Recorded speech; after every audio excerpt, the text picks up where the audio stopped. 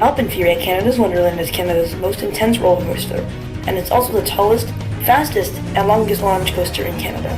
It has the most inversions of any roller coaster in North America, and also the most inversions out of any launch coaster in the world. Find out today if it's really worth the trip to Canada in today's AlpenFury review.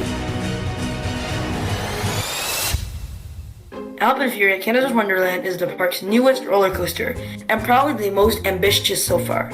It officially opened on July 12, 2025. Built by Premier Rides, AlpenFury is a high-thrill launch coaster themed to an alpine fire and ice legend. It features 9 inversions, a duel of LSM launches, and speeds up to 115 kilometers per hour. It is the tallest, fastest, and longest launch coaster in Canada, leading through Wonder Mountain and transforming the area into the newly themed AlpenFury village.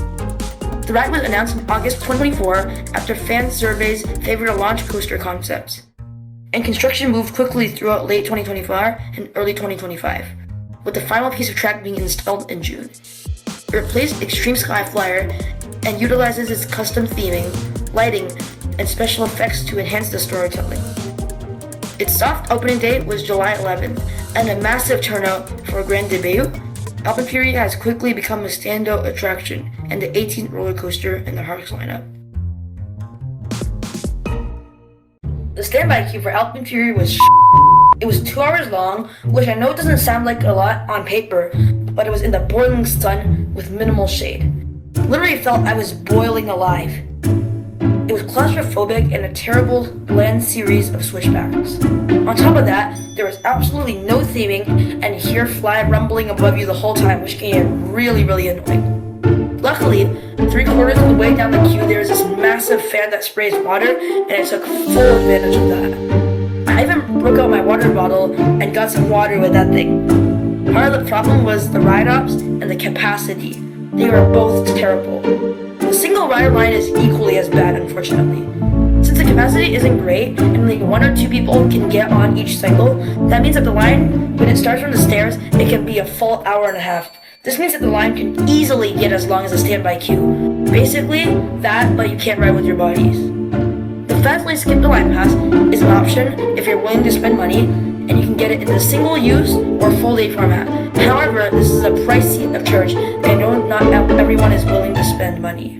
Fast lane gets you into an air-conditioned building, but unfortunately, it's still at least a 45-minute wait minimum on a weekday with minimal crowds. AlpenFury runs 2 3-bench, 3-car trains from Premier. To be honest, it does not have a very good capacity. Each train fits up to 18 riders per cycle. However, I'm thankful that this ride does not have seatbelts or comfort collars, and I find the lap bars pretty comfortable as well. However, the shin guards are a completely different story. They press down on your legs so hard that it feels like you'll fracture your tibia.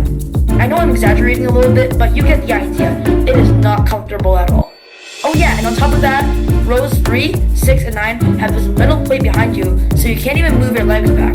So that's basically hell. However, the ride is still glass smooth, luckily. The total capacity is around 600 riders per hour, which in comparison with Leviathan, Behemoth, and Yukon Striker, which all can seat up to over 1,000 riders per hour, is not impressive at all. Especially for a busy park like Canada's Wonderland, which has one of the highest attendance throughputs in this new Six Flags chain. Once dispatched, you turn out of the station and hit the first launch without even stopping. It has a pretty modest top speed, but gives quite a good gut punch. It feels so good. Then, you go for this single dive that looks like nothing off-ride. However, don't let your guard down. The front car gets some decent ejector airtime on the crest, but the back car gets strong ejector airtime paired with some loud rolls on the descent.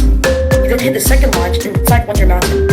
And because this launch track is quite short, it is so strong.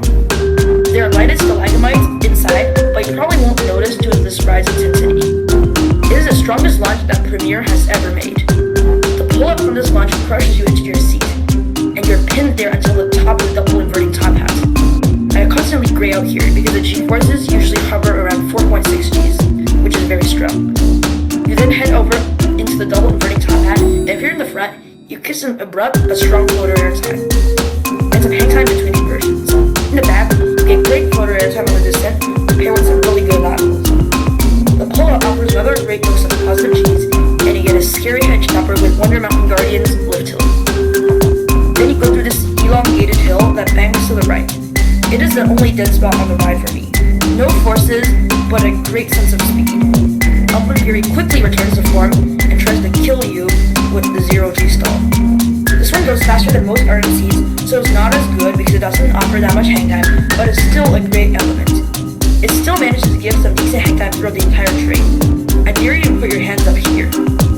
It is so blissful getting your body dangled next to the ride's insane turnaround. It's nicknamed the Skyflyer loop. This is because Extreme Skyflyer Sky Coaster was removed because of AlpenFury. It looks like a treble clap on Fury 225, but instead has a barrel roll down drop.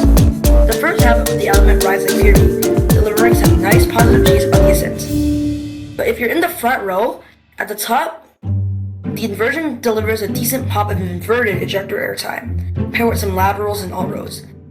Further back in the train, the airtime is weaker, but is still noticeable. It rides more like floater. Next is the element that is a combination of a double barrel roll and a banana roll. Nicknamed the Ice Winder roll, the first inversion delivers a powerful pop of inverted ejector airtime. It's probably the strongest airtime on the ride by far. This genuinely caught me off guard the first time I rode, and I screamed, "Oh my goodness!" The second inversion rides similarly to the turnaround. It's like a barrel roll down drop, but this time it gives floater airtime and great laterals throughout the train. Next are the two back-to-back barrel rolls. They are both extremely whippy, giving nice laterals throughout the entire train. The first one gives a weak pop of floater airtime in the front car, where the second one gives a weak pop of floater airtime in the back car. You then zoom over an airtime hill, giving the entire train some strong ejector airtime. Finally, you have the ride's last inversion, a graceful 0G roll. You get some terrifying head choppers with vortexes and Guardians drops. The entire train floats out of your seat while getting some blissful laterals as you're still out of your seat. You then have a button wheel that rides you up with a final brake run, giving you a nice pop of full ejector airtime throughout the train. You then hop into the final brake run, giving those in the front a last pop of weak floater airtime. This ends one of the most relentless and intense roller coasters in the world. Yeah, I think AlpenFury is top-notch and is an excellent addition for Canada's Wonderland. Personally, I think it's the best roller coaster in Canada, barely edging out Leviathan. I would rate it a 9.5 out of 10. I think it's the best coaster to open in 2025, even over Stardust Racers at Universal's Epic Universe. Outside of the trains and the banked turn, I think that this ride is a perfect coaster. It is better than a lot of RMCs out there. It makes Canada's Wonderland so deep, making a top 3 park in the Legacy Cedar Fair chain. Bro, I think AlpenFury is totally worth a 2-hour wait. If you're lucky to get to this Canadian park, AlpenFury should be your #1 priority. It is just such a good coaster. If you enjoyed this review, please consider leaving a like and smashing that subscribe button so you won't miss out on more similar coaster content.